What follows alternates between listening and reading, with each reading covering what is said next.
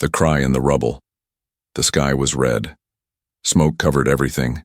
Buildings lay broken and the ground shook every few minutes from far-off explosions. It was not Earth. It was Zikari 4, a war-torn alien planet where humans were never welcome.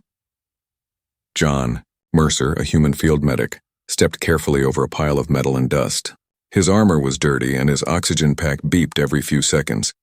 He had been separated from his squad hours ago.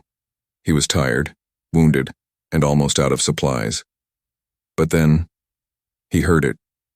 A soft cry. Faint. Weak. Not the wind. Not an animal. It was a cry like a baby, but strange. John froze. His hand went to his small blaster.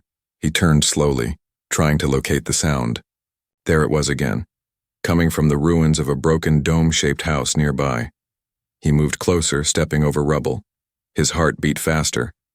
What if it was a trap? The aliens of this planet were known to fake distress sounds. It could be a voice. Trap. He could get ambushed. Still, something pulled him forward. He reached the broken doorway. Inside, it was dark and full of dust. Cracks let in some light, and then he saw it. A small hand. Thin, light blue skin, fingers barely moving under pieces of stone and metal. John dropped his weapon and ran forward. He knelt and started lifting debris piece by piece. His fingers bled from the sharp edges, but he didn't stop. Finally, he uncovered a tiny alien. Girl. She was shaking. Her skin had scratches. Her big black eyes were full of fear. She had strange tattoos on her arms, like glowing lines, and a torn robe around her body. But she was alive. She looked at John and whimpered. Then she reached for something. A pendant. It hung around her neck, glowing weakly. The moment her hand touched it, John felt a small shock in his chest. The pendant blinked, and suddenly, it glowed brighter in his presence. John stared at it. "What the hell are you?" he whispered. The little girl didn't answer. She couldn't. Her body was weak. Her eyes started to close. No, no, no. John picked her up gently. She was light, fragile like glass. "You're not dying, not today." He quickly checked her pulse. Faint, but there. He pulled a small energy patch from his kit and stuck it on her arm. It would help her breathe and stay alive a little longer. Just then, he heard a sound outside. Hover drones. They were scanning the area. John looked around. He had two options: run outside and risk being spotted, or stay and hide with the child and pray the drones moved on. The girl shivered in his arms. Her pendant blinked again. And then, the drones turned. They were locking onto him. Damn it, John hissed. He ran out the back of the ruined house, holding the child close. He took narrow alleys covered in broken pipes and wires. His boots splashed through dirty puddles. The sound of drones grew louder behind him. "Stay with me, kid," he whispered. He found an old transport truck buried in dirt and metal. Its back hatch was open. John climbed in, shut the door, and held his breath. Silence. Only the sound of the child's slow breathing filled the air. She was still alive. He laid her gently on a blanket inside and touched the pendant again. "What are you?" he asked softly. "Why does this glow when I'm near you?" Suddenly, she whispered something. One word, in a strange alien tongue. But John understood it. Protector. His eyes widened. He leaned closer. "What did you say?" She tried to speak again but passed out. John sat there for a long time, holding the pendant and thinking. He didn't know who she was. He didn't know why she called him that. But something told him this was not just any alien child. This child mattered, and now he was the only one keeping her alive. Outside, the wind howled over the broken world. Somewhere, far away, across mountains and smoke, another figure stirred. A woman. Alien. Her skin blue and marked with the same glowing tattoos. Her eyes suddenly opened wide. She gasped and whispered, "My daughter, The little survivor, inside the old, broken transport truck. It was cold and silent. John kept his hand near the alien child's small form, watching her chest rise and fall slowly. Her skin was still pale blue and her breathing weak but steady. He didn't sleep that night. His mind was full of questions. Who was she? Why had she called him protector? And what was that strange pendant glowing only in his presence? He checked his scanner, still no signal from his team, still no human presence within miles. But something else worried him more. His portable radar showed heat signatures closing in from the east. Not human, not animal. They were moving slowly but getting closer. Likely alien searchers, and they were heading straight toward the crash site he had escaped. John looked down at the child. Her small fingers were curled into the fabric of his jacket. Even in her sleep, she clung to him. He sighed and whispered, "We have to move." He carefully wrapped her in a thermal blanket, tied her close to his chest using old cloth, and slipped out into the dusty morning light. His legs ached. His gear was heavy. But he walked, through broken streets, past burning husks of machines, across sand-covered roads that once held life. He walked, and she slept. He finally reached an old storage shelter, half sunk into the ground. He broke the lock and entered. Inside it was dark but safe. No drones, no enemies. He laid her down gently and gave her a small sip of nutrient fluid from his survival bag. She stirred, eyes fluttering. "Hey," he said gently. "You're safe." She blinked slowly. Then she looked at him, her gaze steady now. And for the first time, she smiled, a small, weak, but beautiful smile. John felt something strange in his chest. He smiled back. "You're tougher than you look, kid." She pointed at her chest. "Tali," she whispered. John leaned in. "Tali? That's your name?" She nodded. John touched his own chest. John, she repeated softly. They stared at each other for a while. No fear, no hate, just something human, something warm. Then she reached out and handed him her glowing pendant. He hesitated. "You want me to take it?" She nodded again, with more strength this time. He gently took it. The moment it touched his skin, it pulsed. Bright, warm, and alive. But something unexpected happened. A hologram flickered to life above the pendant. A blurry image appeared. A tall alien woman dressed in battle armor with the same glowing tattoos as Tali. The woman was speaking in a different language, but the pendant translated. "To the one who finds my daughter. If you are kind, if you have protected her, then you have my trust. My name is Vayara. I am her mother. Please keep her safe. I will find you." The image faded. John sat there stunned. She had made this message in advance, just in case. She must have known the war would reach their home. He looked at Tali, now watching him with big, hopeful eyes. "You're not just any child," he whispered. "You're someone very important." She tilted her head. "You stay?" He smiled. "Yeah, I stay." But deep down he knew danger was closing in. As he stood to lock the shelter door again, his scanner beeped. 2 drone signals, hovering less than a kilometer away. John's heart raced. He had to move again. He grabbed Tali, now slightly stronger but still fragile. As he stepped out into the wind again, she said something that stopped him in his tracks. "Father?" John turned to look at her. "What did you say?" She repeated softly. "Father." He didn't correct her. He couldn't, because in that moment something inside him accepted it, maybe not by blood but by choice. She was now his child. The widow's oath far away from the battlefield, across black deserts and broken mountain chains, a woman opened her eyes. Her body was still, but her heart raced. She felt something, a bond, a whisper.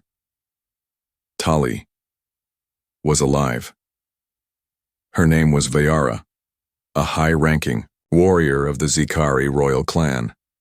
But now she was only a mother a widow. And until this moment, she had believed her child was dead, crushed beneath the rubble of war. But now, her daughter was breathing again, and someone else was with her. Vayara stood slowly, her silver armor glowing faintly in the early light. She stepped outside the hidden stone chamber she had used for shelter. Around her, the air was cold, the land was empty, but her soul burned. She placed her hand on her chest. A matching pendant, cracked and dull, lay under her collar. Suddenly, it pulsed. She gasped. "The bond has activated," she whispered. It could only mean one thing. Tali's pendant had linked with another life form, not a Zykari, not a machine, a human. Her sharp eyes narrowed. Most humans were monsters in her eyes, invaders, killers, destroyers. But if one of them had protected Tali, she didn't know if she should thank him or destroy him. With speed and purpose, she mounted her biomech steed, half living creature, half machine, and took off across the jagged terrain. Her eyes locked on the signal pulsing from her daughter's pendant. She would follow it to the ends of the planet. Meanwhile, John and Tali were moving again. He had wrapped her in a warmer suit and tied her close.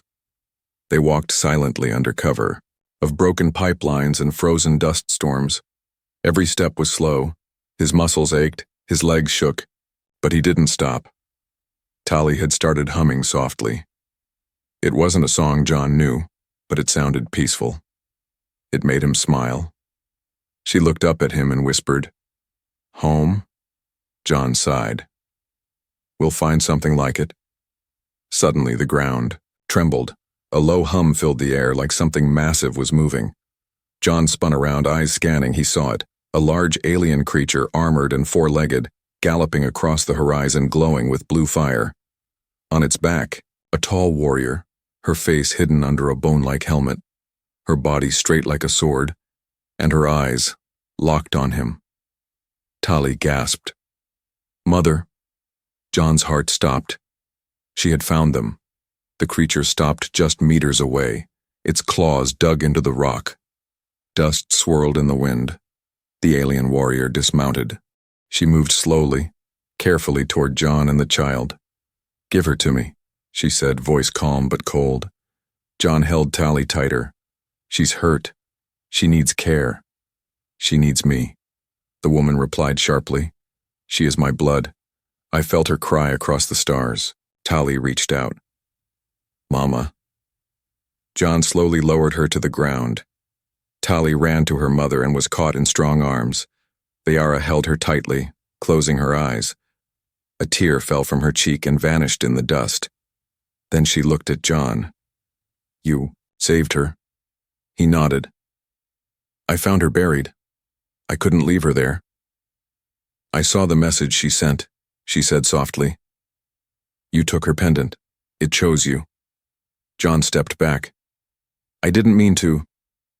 Vayara raised a hand. "I do not blame you." She knelt before him, this proud alien warrior, and bowed her head low. "I am bound to you now," she said. "By the ancient vow of the widowed flame, you protected what is mine. I owe you my loyalty, my life, and more." John blinked. "Wait, what does that mean?" Tali looked at him and smiled. "It means you are family now."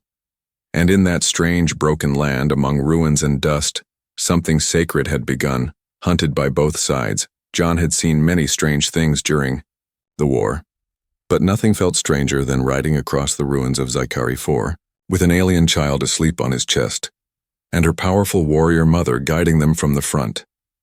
He still didn't understand everything. Why did her pendant choose him? Why did this tall, deadly alien woman bow before him like he was royalty? But right now, those questions could wait because someone or something was hunting them. Their journey was slow. Vayara's biomech steed moved fast, but they had to travel carefully. Too many eyes were watching the skies now, and not all were friendly. Vayara had placed a strange cloak over them, something like an invisibility shield, but it could only last for a few hours at a time. John checked his human comm device. A red alert blinked. "Wanted. Human deserter spotted with enemy assets. His name was now in human records, not as a hero, but as a traitor. They think I've joined your side, John muttered. Vayara didn't look back. You saved a child. That makes you a threat to both sides now. Tali stirred in her sleep. She clutched John's shirt tightly as if sensing danger. John whispered, We need a place to hide. Vayara slowed the steed. There is one. They arrived at a broken canyon, sharp cliffs on either side. At the bottom lay an old Zikari temple half sunken into the earth. The entrance was hidden behind vines and fallen rock. They entered quietly. Inside, soft light glowed from cracked crystals. Strange symbols danced on the walls. Tali immediately ran to a familiar corner, curled up with old blankets, and fell asleep. Again, John looked around. What is this place? Vayara answered softly. This was once a sanctuary, long before the humans came. Only my clan knows its path. John nodded. Then we'll rest here. But rest didn't last long. Hours later, a sound echoed through the canyon, engines multiple. Vayara moved to the shadows instantly. Her eyes glowed. Scouts. John peeked through a crack. Drones. But not alien. Human. Military patrol bots, searching with heat scanners. John's heart pounded. They're tracking my gear, he said. My uniform. My blaster. Vayara didn't hesitate. She took his gear, dragged it outside, and threw it into the river flowing beneath the canyon cliffs. John stared. That was all I had left. She replied firmly, If you kept it, you would have died. He nodded slowly. She was right. The drones hovered, for a while, then turned away. Silence returned. John sat near the child, watching her sleep peacefully. She had no idea how close they came to being caught. Vayara sat across from him. You gave up your own people for my daughter. I didn't give them up, John said. They gave me up the moment I saved her. Vayara's voice softened. You could have left her. I didn't want to, he said. She called me. Father. There was a long pause. Then Vayara whispered, Then you must understand. If anything happens to her, I will burn this planet down. John met her eyes. Then let's make sure nothing ever does. Just then, a strange rumble echoed through the ground. Not from above. From below. John stood. What was that? Vayara's expression darkened.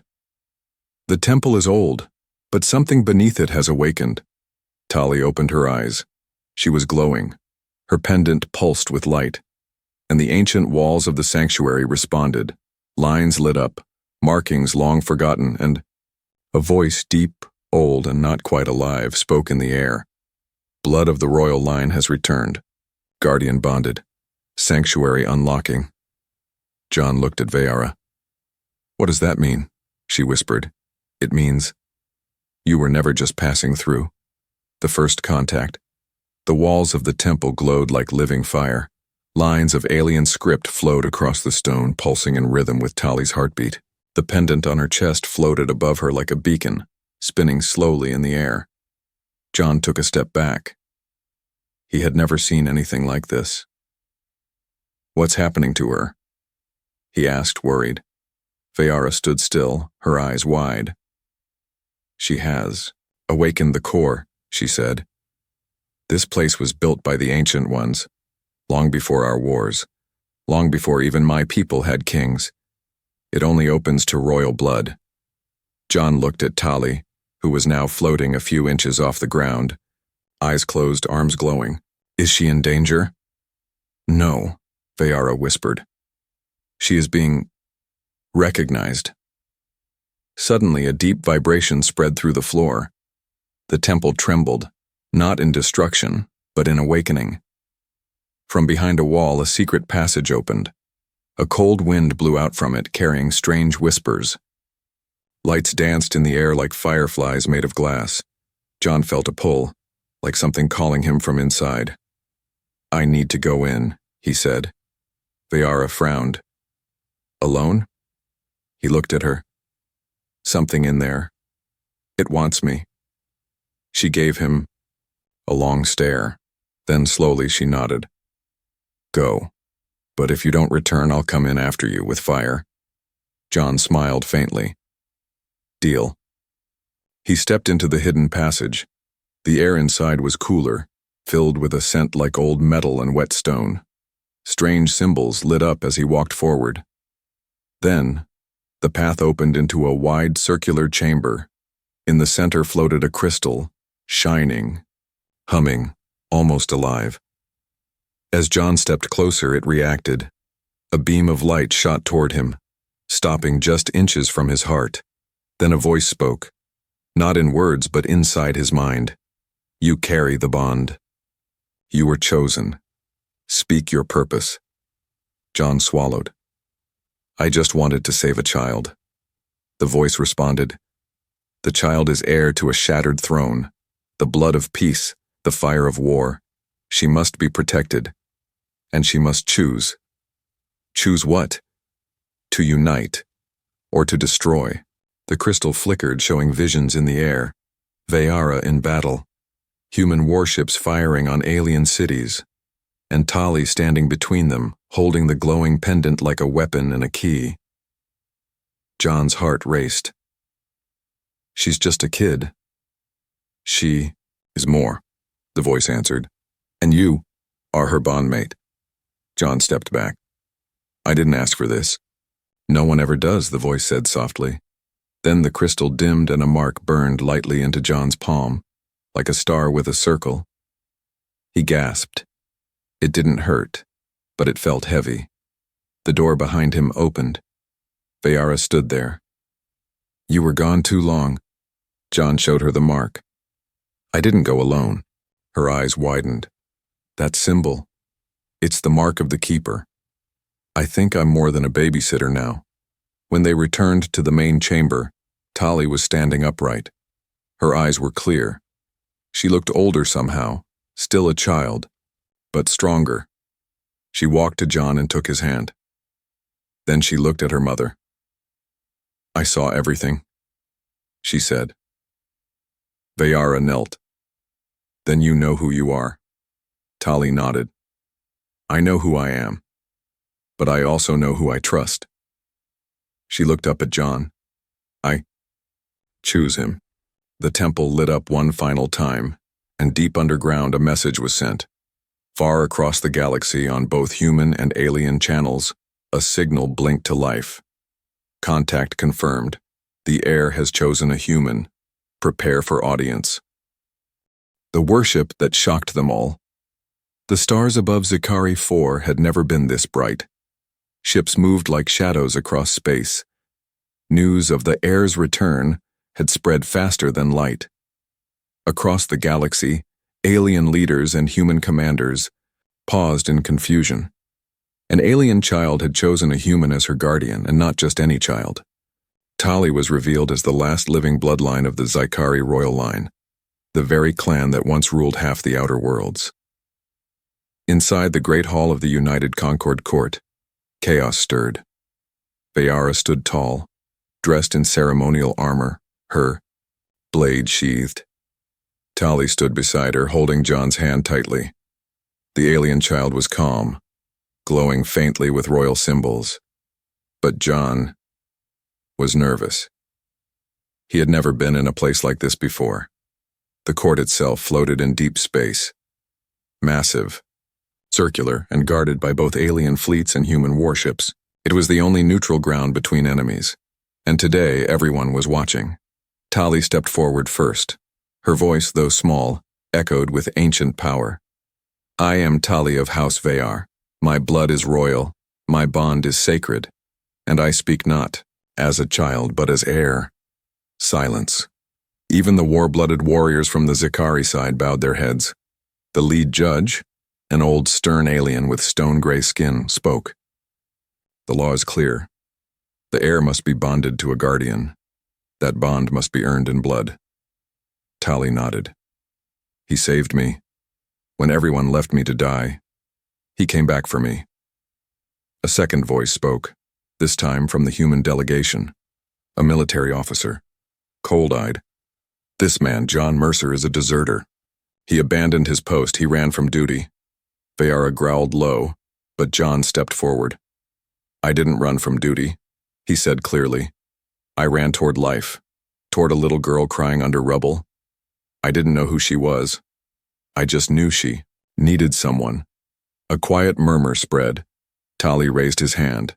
Then, in front of thousands, she knelt before him. The entire court gasped. A royal heir, kneeling to a human. Vayara followed suit, dropping to one knee beside her daughter. Then, slowly, other aliens in the chamber began kneeling too. Even some humans stood frozen. The lead judge stood slowly. This is unheard of. Tali looked up. You asked for proof of his bond. You now see it. His name is written into our flame. The pendant she wore rose into the air, spinning. Light burst from it. And in front of the entire court, the words appeared in ancient Zykari script. Chosen guardian, John Mercer, by life, by blood, by will. The judge exhaled, then turned to the human commander. Do you still call him a deserter? The man paused, then spoke carefully. I will not question the will of ancient law. John looked around, stunned. Tali rose to her feet and looked up at him. You're not just my protector now. She smiled. You are my future. And across the galaxy, the news spread like fire. The last heir of the alien throne had knelt before a human and called him her everything. A father, a savior, a legend. It had been 3 cycles since that day in the galactic court. 3 quiet years. 3 peaceful years. On the far side of the galaxy, on a green and silent world named Vayora's Rest, a small home stood among glowing trees. It was neither a palace nor a human base, just a place where 3 souls had found peace. John Mercer sat by a soft blue stream, a wooden tool in hand, carving toys from alien bark. His face had aged a little. His hands still bore scars from war. But his eyes, they were calm. Behind him, laughter echoed. Tali was running barefoot through tall silver grass. Her hair was longer now, her tattoos brighter. She was still a child, but stronger, wiser. She had seen war and survived. She had seen love and trusted. Vayara watched her daughter from the garden tending to strange purple plants. She had taken off her battle armor years ago and never worn it since. Her spear now rested on the wall as decoration. Once a feared warrior. Now, just a mother. And somewhere in the stars, the galaxy still whispered their names. John didn't care for the titles they gave him. The human father of the flame, the guardian of the air, the one who was chosen. He only cared for the sound of Tali's feet running to him. Papa, she called, holding a shell in her hand. Look what I found. He smiled. Is that another one for your treasure box? She nodded. It sings when the wind passes through. Vayara joined them. That shell only grows near the crystal. Rivers, that means the river is healing. John looked around. So is everything else. They sat together as the twin moons rose. Tali lay her head on John's lap, holding his hand. The pendant still hung around her neck, though it hadn't glowed in years. It didn't need to. The bond had moved beyond symbols. It was now family. That night, as stars filled the sky, John told a bedtime story. Not about war, not about soldiers, but about a little lost girl, found under rubble, who became the heart of 2 worlds. Tali's eyes began to close, but before sleep took her, she whispered, I'm glad you found me. John bent down and kissed her forehead. I'm glad you called me father.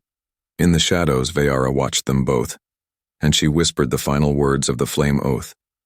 From ruins we rose. From fire we healed. From a stranger, we found home.